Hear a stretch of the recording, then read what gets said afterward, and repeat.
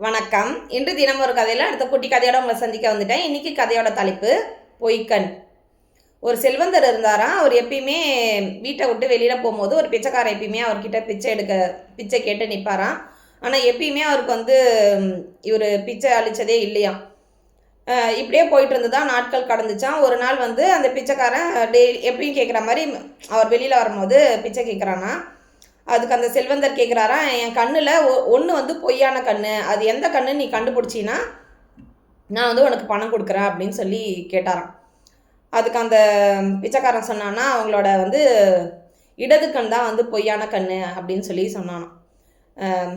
அதுக்கு அந்த செல்வந்தர் கேட்டாராம், எப்படி நீ கண்டுபிடிச்ச, எப்படி கரெக்டாக சொல்லிட்ட அப்படின்னு சொல்லி கேட்டாராம்.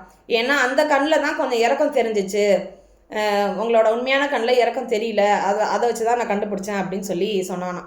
இவருக்கும் அந்த தவறு புரிஞ்சிச்சான். ஏன்னா பொய்யான கண் நம்ம நார்மலாக இருக்கிற கண்ணு தானே வைப்பாங்க.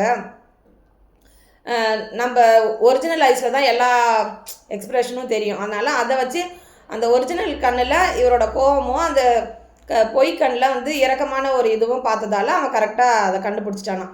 இவரும் தன்னோட தவறை உணர்ந்து சரி இனிமேல் இந்த மாதிரி இருக்கக்கூடாதுன்னு சொல்லிட்டு அவன் கரெக்டாக கண்டுபிடிச்சதுக்காகவும் இத்தனை நாள் அவனை கவனிக்காமல் விட்டதுக்காகவும் அவனுக்கு பணத்தை கொடுத்து அந்த இடத்த விட்டு கடந்து போனாராம்.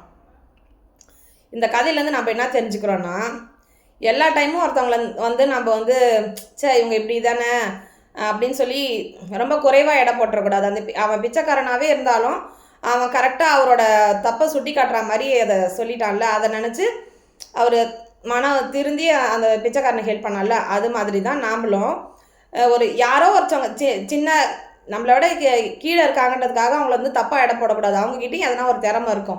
அதனால் எல்லாரையும் சரிசமமாக பார்த்து எல்லாருக்கிட்டையும் நல்லபடியாக சரிசமமாக பழகணும். ஏற்றத்தாழ்வு பார்க்காம பாசிட்டிவாக இருந்தால் தான் அவங்களும் நம்மக்கிட்ட நல்லபடியாக இருப்பாங்க.